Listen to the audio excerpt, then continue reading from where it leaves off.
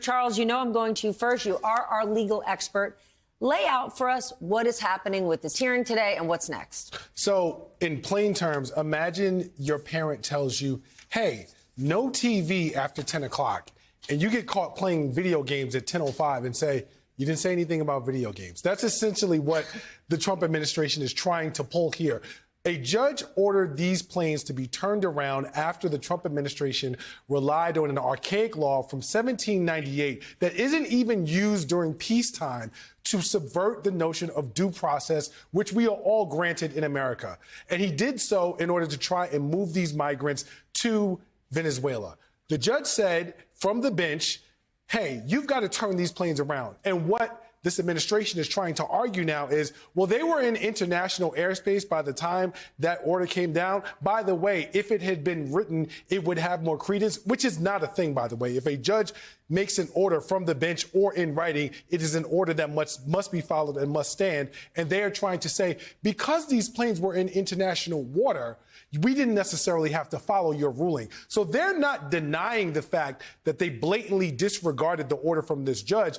What they are trying to do is shift the conversation and say these are criminals in order to essentially shape public opinion in a way that gives them the cover to do what they've done. I want to talk about that in a second, but let's talk about who was on the plane, Luke, because the headlines are saying that these are alleged gang members and they're criminals. Do we know that to be the case? We don't. We know that the Trump administration has alleged that they are members of a criminal gang. Their names are still anonymous to us in the media. And frankly, that's the whole point of this case, is the judge is saying we have to have hearings here, right? Like, you can't just reach back into history to find an old law that is at use during wartime and then apply it during a peacetime and say we're at war and say that you can suspend due process. You have to have hearings here.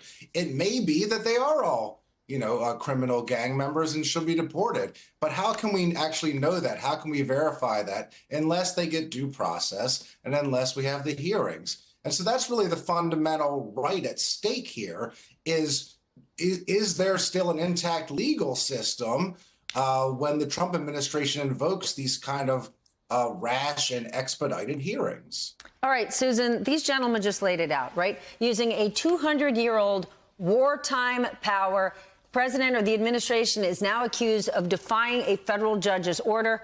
Put this into perspective. 8 weeks into the presidency, here's where we are.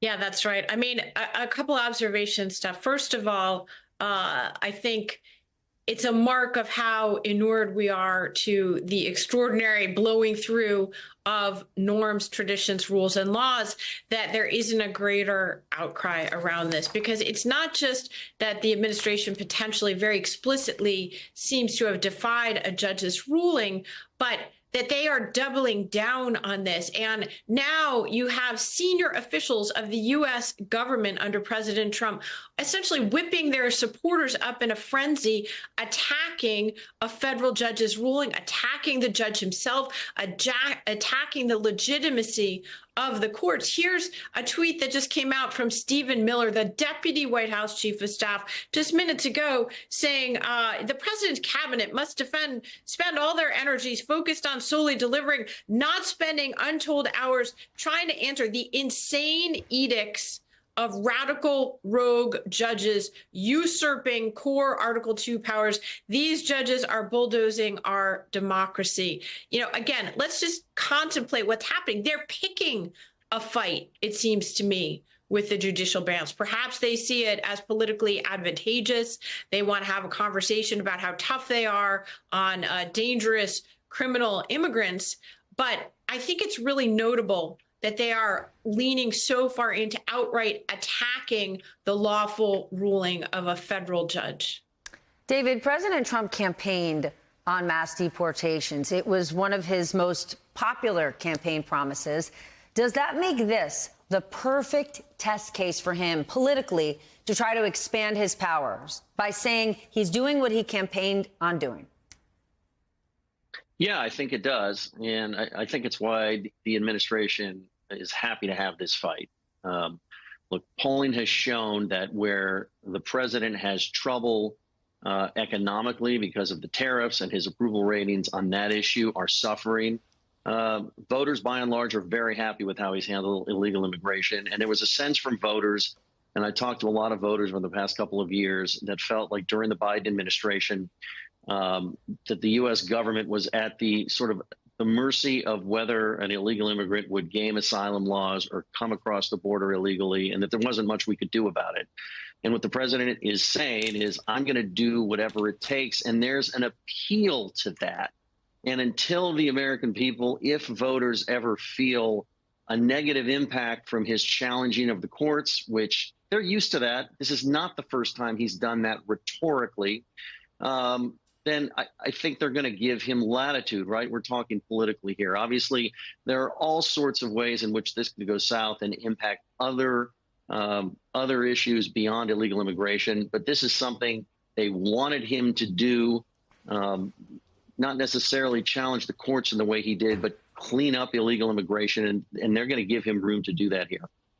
It's why it's the perfect test case. Charles, there are a lot of people who would agree that deporting criminal migrants is a good idea. Mm-hmm.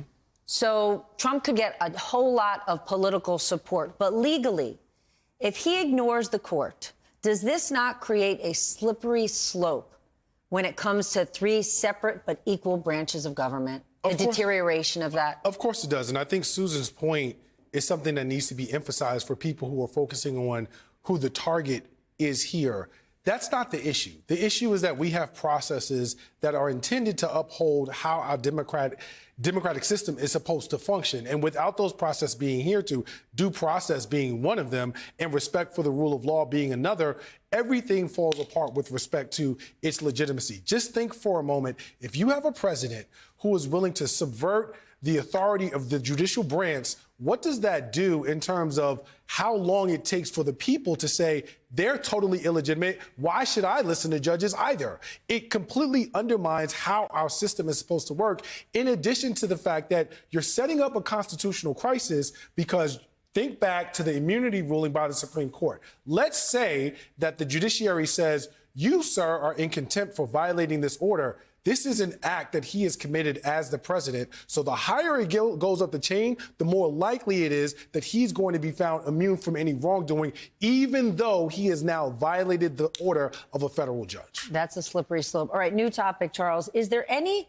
legal basis for what President Trump is saying about President Biden's pardons and the auto pen, and that they should be null and void? None at all. Zero. Not in fact, not in law, not in any sort of framing of the Constitution or presidential veto powers is this a thing. And since we're on the topic of slippery slope, Stephanie, imagine if we were somehow able to invalidate every piece of legislation or edict that came from the Resolute desk via auto pen. Think about how many different pieces of legislation, policies, and laws would immediately be erased by that sort of notion.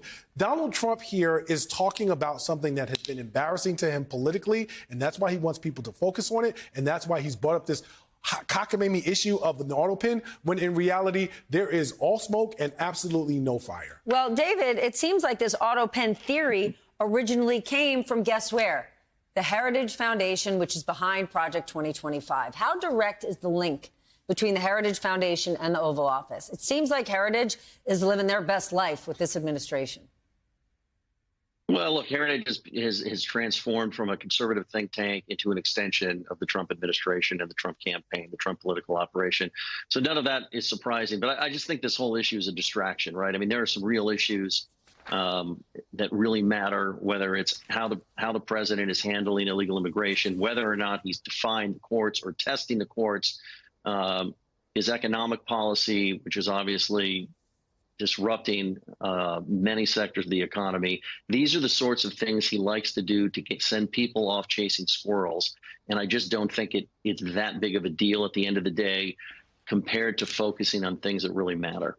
Okay, here's something that really matters. President Trump and Vladimir Putin hopping on a call tomorrow, Susan. What is your reaction to hearing the president openly talk about dividing up certain assets? Yeah, that was a comment today that really, caught one's attention, especially given the extent to which Trump and other members of his administration have been almost openly, pressuring Ukraine, suggesting that Ukraine not only might have to concede territory that Russia has illegally occupied in the course of its invasion of the country, but, now to go to the next step of suggesting that, they're going to have to concede long term. There are reports suggesting that Trump might be willing to give further concessions to Russia in order to get some kind of a ceasefire deal in place. Remember that last week, President Zelensky's envoys met with Trump's envoys in Saudi Arabia, and they talked about agreeing amongst themselves on a potential 30-day ceasefire. Putin then rejected that and continued to have very maximalist demands.